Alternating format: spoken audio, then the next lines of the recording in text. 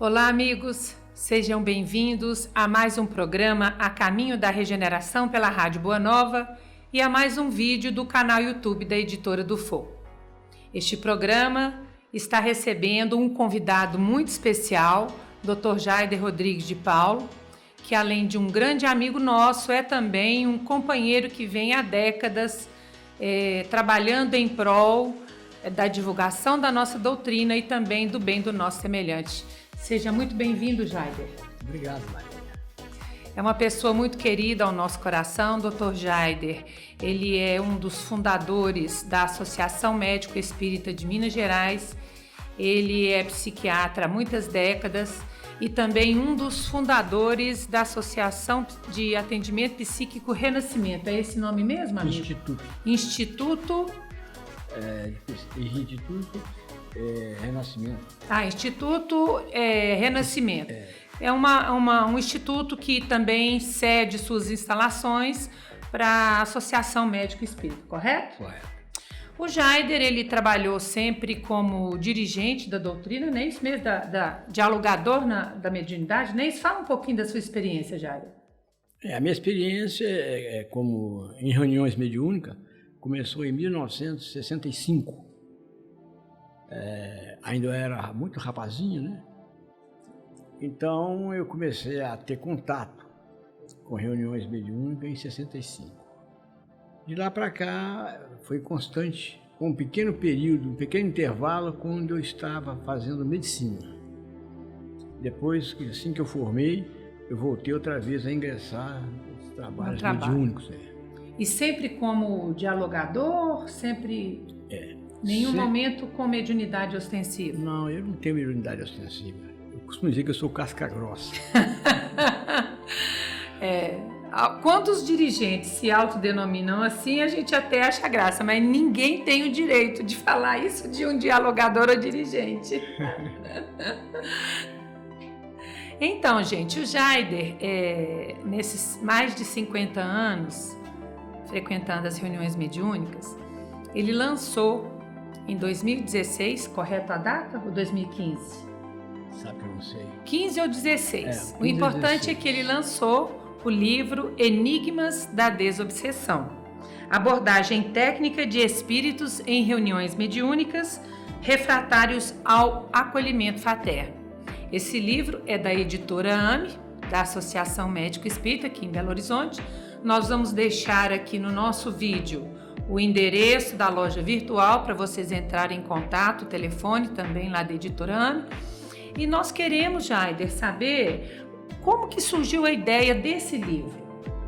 O que te fez pensar em escrever um livro com essa teoria aqui de espíritos refratários ao acolhimento fraterno? O que aconteceu que te deu esse desejo de colocar a sua experiência nesse livro aqui? Bom, nós entendemos que não é de repente não, sabe? Durante essas décadas, nós viemos trabalhando com mediunidade, com desobsessão, especialmente com desobsessão, mas nós passamos por várias reuniões, vários grupos e vimos muitas pessoas trabalharem, muitos, vamos dizer assim, baluartes da doutrina na área, trabalharem, né? E fomos observando como eles trabalhavam. Nas próprias reuniões espíritas, às vezes aparecia espíritos muito difíceis, com um nível de conhecimento muito grande e que a gente não tinha condições de abordá-los. E às vezes os próprios mentores incorporavam no outro médium e vinham fazer o atendimento que nós não estávamos dando conta de fazer. E nós fomos observando isso durante os anos.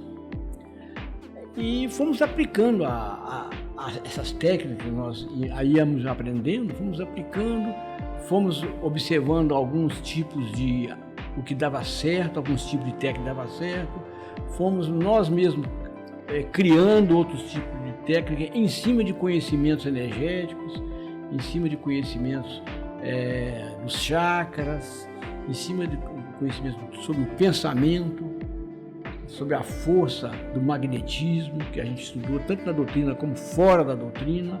Fomos angariando esses conhecimentos espirituais de várias correntes. das correntes teosóficas, das correntes do pensamento budista, principalmente do pensamento kardeciano, de André Luiz, de Emmanuel e de outros trabalhadores na área. Tem muitos livros na área, né, nessa área. E nós observamos, né, que para muitos espíritos o diálogo não tinha o menor efeito, não fazia o menor efeito. Então, certa vez nós estávamos numa reunião de desobsessão lá na Associação Médico Espírita, quando foi feito um trabalho muito bonito em cima de uma entidade que se dizia portador de grande conhecimento e que fazia parte de uma hierarquia superior dos dirigentes das trevas. Ele veio atrás de um acerto de conta com um paciente nosso e na época nós aplicamos as técnicas deles nessa entidade e houve um resultado muito bom com benefício para muitas pessoas, para famílias que às vezes nem sabiam que estavam sendo ajudados com a capitulação dessa entidade. Junto com ele, capitulou todo um staff de uma organização voltada para o mal, para a vingança. Quando terminou a reunião, né, é lógico, com o auxílio da espiritualidade maior, o auxílio assim, muito presente, ostensivo da espiritualidade maior, uma pessoa, uma companheira nossa, nós estávamos descendo a escada indo embora, ela falou comigo assim: olha, que direito a gente tem de ter esses recursos que foram empregados aqui hoje, nessa reunião com tanto êxito, ficar só pra gente? Você não acha que eu devia escrever alguma coisa sobre isso, não? Eu vou reconfessar que eu sou meio preguiçoso para escrever. Eu sou meio preguiçoso, então eu olhei para ela assim, não liguei muito não dei muita entendi o que ela falou, mas não dei muita atenção naquilo não. Aí passaram-se alguns dias, a ideia começou a voltar em mim. A sementinha foi plantada. A ideia começou a vir em mim: por que eu não escrevo sobre isso, Aí então eu resolvi escrever. A ideia veio assim, em borbotões, foram vindo assim, né? Tudo aquilo que eu já tinha feito, visto fazer, foi vindo assim. Isso porque ele é casca grossa, gente. Imagina se a casca fosse fina. Então eu comecei vamos dizer assim, a escrever e comecei a organizar aquilo que eu escrevia. Então eu comecei a partir de recordando determinadas passagens que eu atuava, que eu via atuar, né? Eu fui recordando como é que a coisa desenrolava e fui dando um corpo de ideias sistematizado àquele tipo de atendimento. E a partir daí as ideias foram brotando e eu fui com mais veemência colocando aquilo na prática. Os resultados foram muito bons, né? Muito bons mesmo, até me surpreenderam. E, na realidade, eu já vinha fazendo isso há muito tempo, sem ter noção do que eu estava fazendo. Há muito tempo nas reuniões. Então, estava na hora certa do livro surgir. O livro é esse que nós falamos para vocês no início do nosso programa. É esse que está aqui no fundo, que é também o tema do nosso estudo de hoje, que são os enigmas da desobsessão. Jaider, uma coisa muito diferente é feita nesse livro seu. Você, tanto na capa quanto aqui no texto de apresentação, você faz um convite para que haja uma orientação no sentido do acolhimento fraterno mediúnico. Então, a gente já sabe, de alguma forma, da necessidade da amorosidade no trato com essas entidades necessitadas de luz e de uma reavaliação da sua postura no mal. Mas, assim, a mudança do tom da conversa com os espíritos, depois dessa proposta de acolhimento fraterno, ela muda um pouco, correto? Certo. A gente sai daquela postura que você disse que não estava dando resultado pelo intelecto, pela disputa do conhecimento e partiu-se para um atendimento fraterno. Eu já vi espíritos que vieram para ser atendidos em reuniões mediúnicas, que na hora que a gente falava algum trecho de Kardec, ele citava a pergunta do Livro dos Espíritos, da onde que o trecho tinha saído. Ou seja, eles demonstravam conhecimento. Às vezes um versículo que a gente falava, não, esse versículo aí tem esse antes, tem esse depois. Então, eu queria que você falasse dessa proposta de acolhimento fraterno mediúnico. O que seria, em síntese, essa postura, essa dinâmica de atendimento fraterno na reunião? Com o estudo, com a vivência, nós fomos observando, a primeira coisa que a gente observou claramente é que a gente conhece muito pouco sobre energia, sabe? Sobre magnetismo, né? A gente cai naquela situação do Sócrates, que só sei que nada sei, porque à medida que você vai ampliando o conhecimento, você vai observando que determinadas situações aparecem para você inusitadas. E que você às vezes recorre a determinado tipo de aprendizado já feito a lures e que casa assim com a chave e a fechadura. O que eu estou querendo dizer com isso?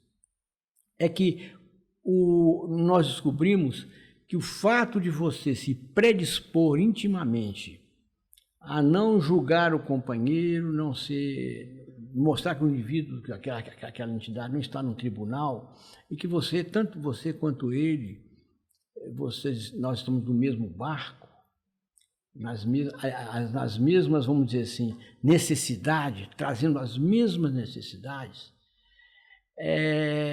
fica mais fácil a gente falar quando você fala a mesma língua. Em pé de igualdade. No pé de igualdade. Então, a primeira coisa que muitas vezes essas entidades estão acostumadas vamos dizer assim, ao embate, à luta, tanto mental, né, quanto energética. A gente tenta levar para um outro campo, no campo do entendimento. E a gente sabe, né, que quando você se predispõe a receber, quando você abre o coração para receber qualquer situação, em qualquer situação, não é só na questão mediúnica, não. Como psiquiatra, a gente sabe, quando você desarma para um relacionamento, ele produz muito mais. Entendi. Por quê? Porque você, quando desarma de preconceitos, ou busca desarmar-se de preconceitos, de ideias preconcebidas, você ativa determinado tipo de energias em você mesmo, que são energias em si só acolhedoras. E que o espírito, com certeza, sente na hora. O espírito sente. Que ele não está diante de um adversário, nem de ter que sobrepor o que ele pensa sobre aquilo que você está querendo dizer. Isso. É porque, no fundo, nós podemos observar que, no fundo, todos nós temos necessidade de ser compreendidos, de ser aceitos, de sermos amparados, né? Todos nós somos carentes. E quando você toca na carência do espírito, mostrando que a carência dele é a mesma sua, há uma ressonância entre você e ele, de propósito, às vezes até que você às vezes não percebe, mas antes dessa ressonância se fazer em nível verbal, ela já se faz em nível energético. Predispondo ao acolhimento mediúnico fraterno. Isso. Muito Aí bom. O espírito, às vezes, ele entra numa ressonância afetiva com você e passa, às vezes, te contar e falar certas coisas que muitas vezes ele não consegue falar no meio que ele vive, porque isso aí reflete no meio que ele vive como fraqueza. E ele não quer jamais admitir isso, nem para ele, nem para o grupo a qual pertence. Que ele tem as carências dele. Quando você toca nas carências dele, ele te ouve. Por quê? Porque energeticamente você foi no calcanhar de Aquiles. Você pegou no ponto que ele é sensível. Isso, que ele é sensível. Aí ele quer te ouvir. Ele quer te ouvir. Aí ele sai daquela faixa vibratória de contento e entra numa faixa vibratória de ouvir e ver o que você fala é verdade. Se você fala, tem algum sentido para ele. E aí, de certa forma, a gente já tem um canal de acesso diferenciado. Isso. Né? Isso. Jaider, para quem está nos assistindo aqui, para estender um pouco mais as nossas observações em torno do seu livro Enigmas da Desobsessão, qual a diferença de uma reunião mediúnica para uma reunião de desobsessão? Dessas reuniões que quando que uma reunião mediúnica passa a ser uma reunião de desobsessão? Uma reunião de desobsessão se entende que a primeira coisa, os trabalhadores precisam entender que estão trabalhando numa reunião de obsessão, ou seja, tem que haver um acordo, porque a reunião de desobsessão ela difere um pouco da reunião mediúnica, quando se diz desenvolvimento mediúnico, né? Na realidade, o desenvolvimento mediúnico nós entendemos que é um treinamento, você vai treinando a fim de você ganhar desenvoltura nos aspectos psíquicos e energéticos, né? A reunião mediúnica necessita que o médium tenha uma certa experiência, um certo traquejo. Ele não pode ser um indivíduo que vai desenvolver a mediunidade numa reunião mediúnica. Então ele já tem que estar com esse traquejo para a reunião de desobsessão. É isso. Tá. É como se uma pessoa não vai aprender a dirigir numa rodovia. É verdade. Ele tem que aprender a dirigir num outro local para depois pegar a rodovia. É isso aí. Então tem que ter uma certa graduação. Na rodovia não existe batida, é acidente. Nós poderíamos dizer, então, que tanto médiums quanto dialogadores, orientadores ou dirigentes que estão numa reunião de desobsessão já têm uma estrada percorrida dentro do atendimento a esses espíritos que são mais refratários, digamos assim, igual você comentou aqui, ao acolhimento fraterno, é isso? Deveriam ter. Bom, deveriam. Então tá bom, vamos partir desse pressuposto. Você comenta aqui que há espíritos mentores espirituais, espíritos guardiões, sustentadores, atendidos, encarnados e desencarnados sofredores. Então nós vamos parar um pouquinho aqui para a gente esclarecer alguma dúvida sobre isso aí. Qual que é a diferença entre os espíritos mentores espirituais e os espíritos guardiões? Olha, nós entendemos o seguinte, que os mentores, você tem um mentor individual, daquele que já vem com você há muito tempo, que conhece a sua caminhada e os propósitos da reencarnação. Já sabe também das minhas fraquezas. As fraquezas, esses que convivem com você no dia a dia, né? Que tem um aspecto afetivo com você, um laço afetivo mais apertado, não é? Geralmente é um amigo seu. Espiritual. Espiritual. É esse amigo espiritual que me acompanha numa reunião de trabalho mediúnico ou é um outro espírito? Nem sempre. Nem sempre. Na maioria das vezes, não. Na maioria das vezes é um outro preparado para isso. Especializado em me ajudar a desenvolver na mediunidade. Mediunidade. Ou então, no caso, no diálogo fraterno. No diálogo fraterno. Muito bem. O guardião são aqueles especializados em proteger magneticamente o ambiente. Mas ele só me protege lá dentro daquele ambiente da reunião de desobsessão ou me protege fora também? Não, o trabalho ele é ostensível. O trabalho não se dá na reunião mediúnica, não. A reunião não se dá só na reunião mediúnica. A reunião mediúnica, vamos dizer assim, é o fechamento de uma etapa iniciada, muitas vezes dias antes. Às vezes o médium é ligado a uma corrente energética de um trabalho mediúnico dias antes, que vai culminar na reunião para abrir, às vezes, um outro portal para essa reunião continuar depois ainda nas noites. Nas noites seguintes à reunião. Nas noites seguintes à reunião, entendeu? Isso tudo com um trabalho de equipe, né? Dentro dessa linha de ligação energética do médium a determinado magnetismo de trabalho, nós incluiríamos que os médiums sustentadores ou os trabalhadores que estão dentro, tanto encarnados quanto desencarnados, porque tem os sustentadores desencarnados e os encarnados. Eles estariam inseridos nessa vinculação anterior ao trabalho? Anterior. O trabalho é organizado, às vezes, semanas, meses antes. O trabalho não é na hora, não. Não é de improviso, não. Há uma organização. E muitas vezes, junto com o médium orientador, existe um médico, um psicólogo e um magnetizador.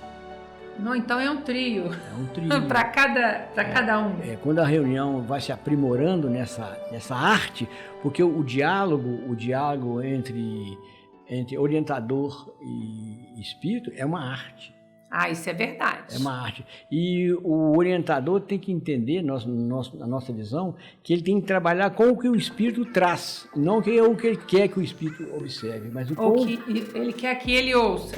Com o que o espírito traz. É a partir da demanda do espírito que ele vai se posicionar. Explica isso aí dando um exemplo pra gente. Vamos supor que eu sou aqui um espírito bem recalcitrante, isso só mesmo, né? E chego lá, você não me conhece. Então você vai fazer o que para saber o que eu preciso ouvir? Vou ouvir. Você vai me ouvir? Eu vou ouvir porque nós temos observado que no diálogo, quando o espírito, você tem que deixar o espírito falar, porque ele vai te dizer a que veio. Ah, mas não é possível. Mesmo? Sempre? Vai te dizer a que veio. Aliás, nós estamos sempre dizendo aquilo que a gente almeja. Às vezes, com vários tipos de palavras, em vários tipos de assunto, mas nós temos aquele tema principal nosso que ele está sempre reverberando nas nossas vivências. Que tipo de posicionamento verbal ou de conteúdo costuma ser identificado mais comumente numa reunião de desobsessão para que os dialogadores identifiquem a necessidade do espírito? A primeira coisa que eu estou te falando é o seguinte, ouvir não é uma coisa fácil, não. Não? Não. Ouvir não é fácil, porque você tem que ouvir, focar a sua atenção no que ele está falando, e seguir o raciocínio dele, porque nas entrelinhas ele vai te falar que veio.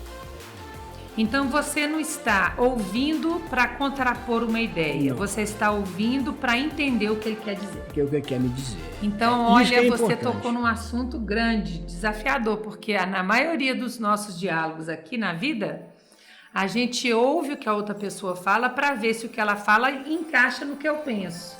Isso é um monólogo a dois. É um monólogo a dois. Então tem que haver uma mudança de postura. Tem que haver uma mudança de postura. Porque se você tiver uma mudança de postura, você vai observar que ele vai te falar porque ele veio.